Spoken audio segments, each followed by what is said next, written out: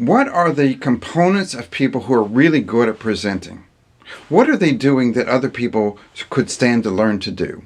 What do they just inherently know that other people struggle with?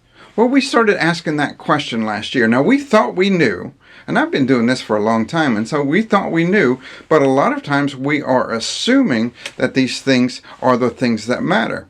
And so we wanted to do some actual research. Now, what we did was we started with the 22 separate competencies that we felt like would matter the most as far as making a great speaker or making somebody who struggled. And so with the core competencies were, did the speaker use gestures?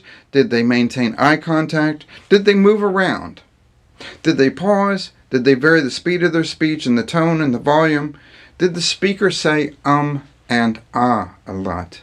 Did the speaker tell stories? Was the speaker funny? Did the speaker use concrete language? Was the speaker easy to understand, and did the speaker keep our attention? Did the speaker answer all of our questions? Did the speaker bring us new information? Did the speech seem too long, or did you understand their presentation?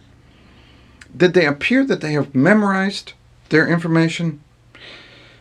Did the speech have something in it that connected to us emotionally? And did the speech seem like it was relevant to our lives? And did the speaker feel conversational? Now, these were things, these 22 separate competencies were things that we have been teaching for a long time. But we wanted to validate that these were the things that mattered. So what we did is we got 200 videotapes of great speakers that we knew were being successful in their life, who were changing the world with what they were doing. We wanted the best of the best, and we got 200 videotapes of that. And then we went over here and we got 200 videotapes of people who were struggling, people who were not setting the world on fire, people who were not doing great things yet. And so then we did research, and we asked these 22 questions: who's doing this and how much, how often? And we went through piece by piece by piece, 22 separate competencies. What are they doing? What are they not doing? What are they doing? What are they not doing? And we scored it. And we had two different researchers and myself, and we scored all of these hundreds and hundreds of videotapes. Well, we found out, yes, we are right, that these 22 separate competencies are the things that matter. But what surprised us was, in some ways, how much they mattered. I'll give you an example. The number one difference between the great speakers and the speakers who are struggling is the use of humor. Doesn't it surprise you? It completely floored us. Who would have thought that these speakers, who were often speaking about very serious things, if they were funny, they were almost always in the great group, and these people over here who were struggling were almost never funny.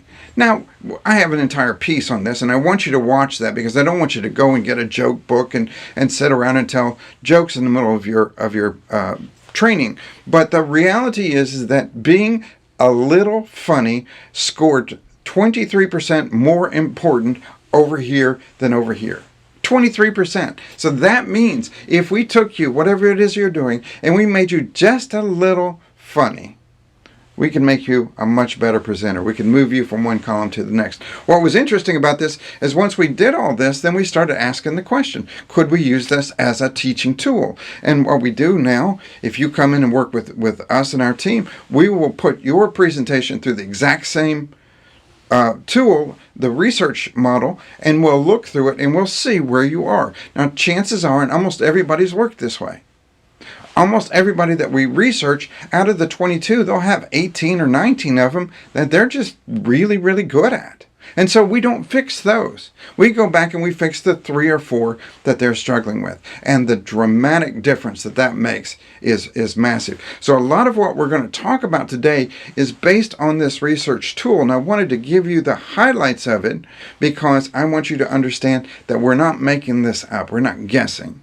We've gotten to the point, our organization is mature enough that when we have something that we're saying, we need to have that backed up with some kind of research. If the research isn't already out there, and quite often it is, then we need to do it ourselves to make sure that what we're saying is evidence-based, that it's research-driven. We love that. So this, as we go through this, and you see things, and I talk about using gestures. I have a whole segment on using gestures. Why? Because 20% more likely that these people over here who are doing great things use a lot of gestures. And these people over here barely use their arms at all. So it's because we look at eye contact. How important is eye contact? 18.5% more likely to have prolonged eye contact from the great ones than we do from the poor ones. As a matter of fact, the poor ones often put their notes down, look down, and read their notes.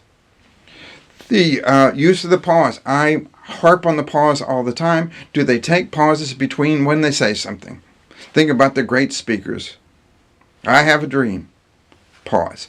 Those pauses make all the difference. And these people were 20% more likely to take extended pauses than these people over here. Stories. I have a whole segment on stories. Now, you're saying, well, I'm teaching mathematics, or I'm teaching accounting, or I'm teaching something.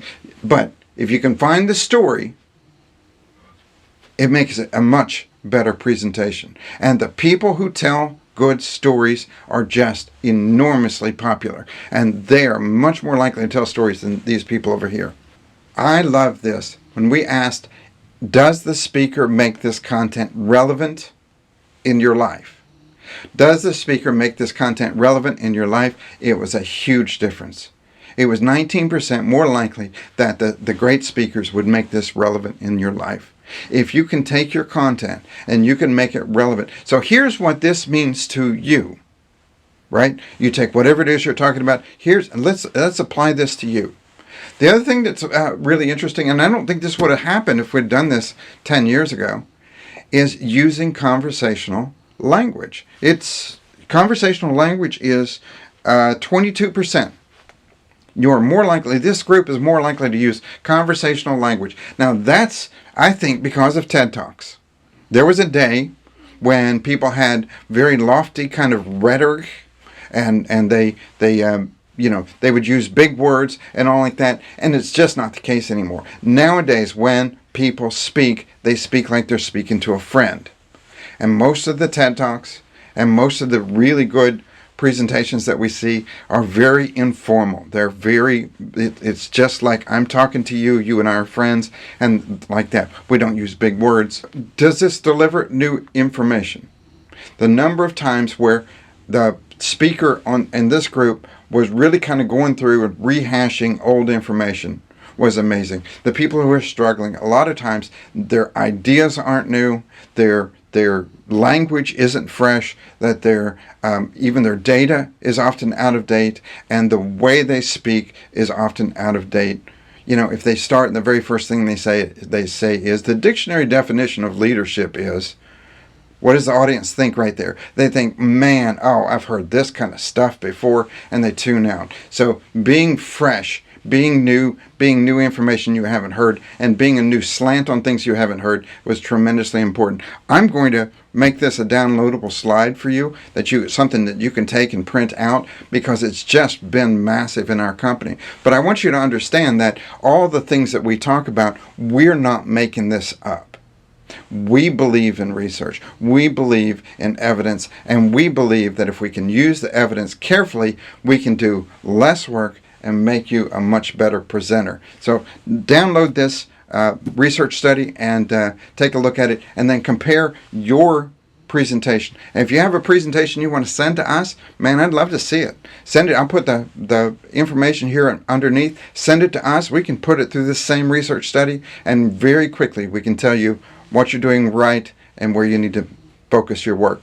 Thanks, and I appreciate it, and good luck.